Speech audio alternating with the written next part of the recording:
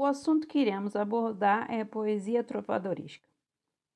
As cantigas trovadorescas galego-portuguesas remontam à Idade Média, a um período de cerca de 150 anos, que vão desde os finais do século XII a meados do século XIV.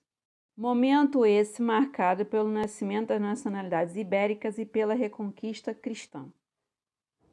As cantigas trovadorescas galego-portuguesas foram feitas no idioma galego-português, por conjunto de trovadores e jograis, que poderiam ser reis, filhos de reis, nobres, burgueses, clérigos ou até mesmo elementos do próprio povo. A poesia trovadoresca foi produzida, neste caso aos galegos portugueses, essencialmente nos reinos de Leão e Galiza, de Portugal e de Castelo. Tiveram uma nova influência provençal, ou seja, do sul de França. As cantigas trovadorescas galego-portuguesas foram recolhidas em 3 grandes obras, chamadas cancioneiros: o Cancioneiro da Ajuda, o Cancioneiro da Biblioteca Nacional e o Cancioneiro da Biblioteca Vaticana. A poesia ou cantiga trovadoresca galego-portuguesa começou por uma transmissão oral, através dos trovadores e jograis,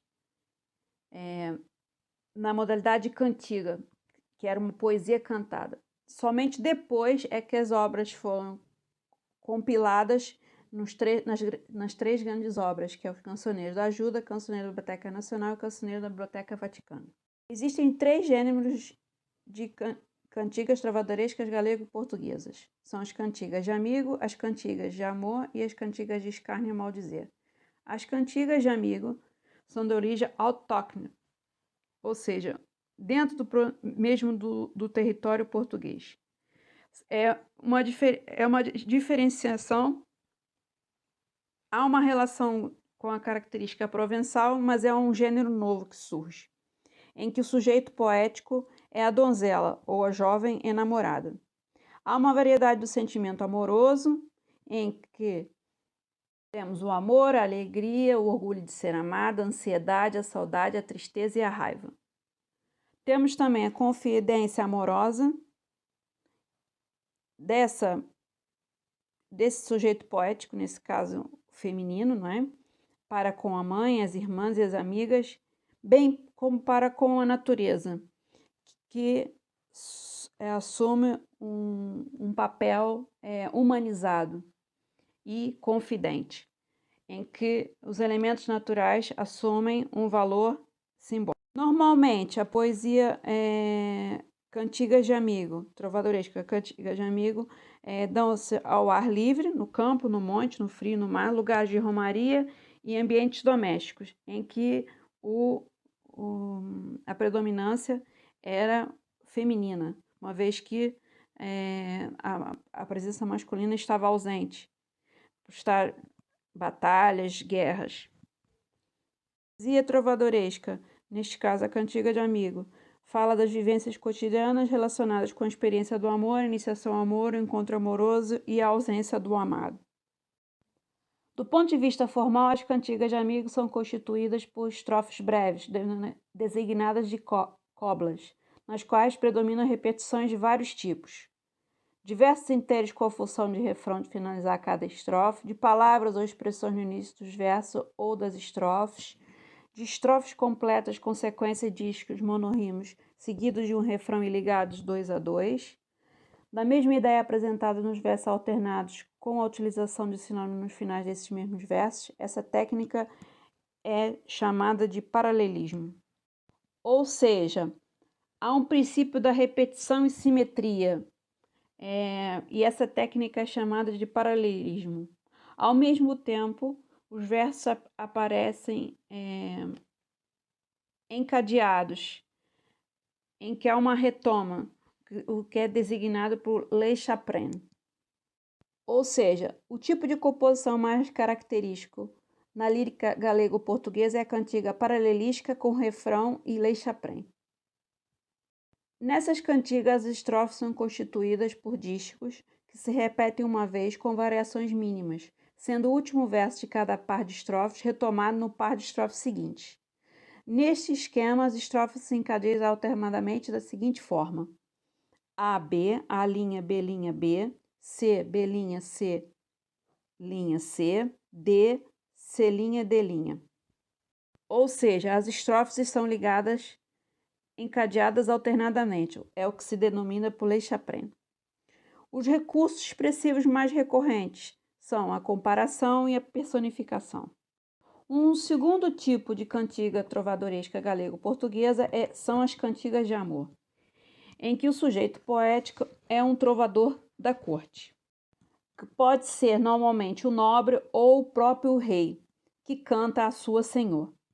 Os temas abordados são a coita de amor, que consiste no sofrimento amoroso por motivos vários, em que a senhora não corresponde, está ausente e conduz à morte de amor.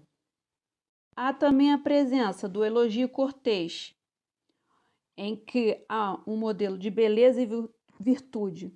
O objeto é a mulher da nobreza ou da corte, cujo estatuto social lhe confere um endeusamento. O trovador segue as regras da mesura, em que há, nesse caso, a não revelação da identidade da senhora. Considerando isso, os ambientes em que se davam as cantigas de amor eram normalmente os espaços nobres, palacianos ou cortesãos. A senhora era inatingível, era imaterial. O poeta servidor canta a beleza e as qualidades da sua senhora, expressa-lhe o seu amor, a que ela é indiferente. Há um número variável de estrofes, mas em geral normalmente é curta. Um número variável de rimas e por vezes tem um refrão, o que normalmente, na norma provençal, no caso da cantiga de mestria, não apresentava refrão. Existe também uma progressão do sentido. Normalmente, a linguagem é muito mais próxima da linguagem provençal, do sul de França. Os recursos utilizados, expressivos mais utilizados, é a comparação e a personificação. Um terceiro gênero de cantiga trovadoresca galego-portuguesa são as cantigas de escárnio e maldizer.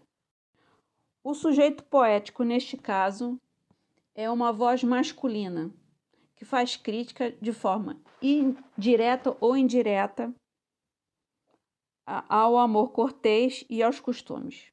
Normalmente, o trovador ou jogral é um membro do povo que vai à corte para divertir os cortesãos, em que o ambiente da festa permite-lhe usar a palavra para fazer as suas críticas. Os temas abordados é a paródia do amor cortês, em que há louvor à mulher amada, nobre, cortesão real, mas com ironia e sarcasmo, exaltando as suas falhas, os seus defeitos e as suas características físicas ou de personalidade que o autor quer denunciar. Há também uma crítica ao tópico da coita de amor, sugerindo-lhe ser um fingimento. Com respeito à crítica dos costumes, toda a sociedade medieval é alvo dessas críticas. O trovador entende criticar, denunciar os escândalos e as perversidades. Mulheres e homens do povo, nobres religiosos, o rei e outros jograis. Normalmente, os ambientes onde se davam as cantigas de escárnio e maldizer eram nos espaços sociais diversos, por onde circulavam as personagens que eram criticadas pelo trovador ou pelo jogral. As críticas eram feitas por meio de sátira ou sarcasmo, recorrendo a calão e trocadilhos e seleção de vocábulos que surtiam efeitos cômicos. Normalmente, os recursos expressivos mais utilizados eram nomeadamente a comparação, a ironia e a personificação.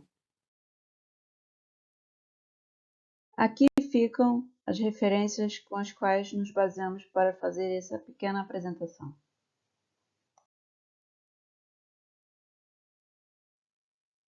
Obrigado pela sua atenção.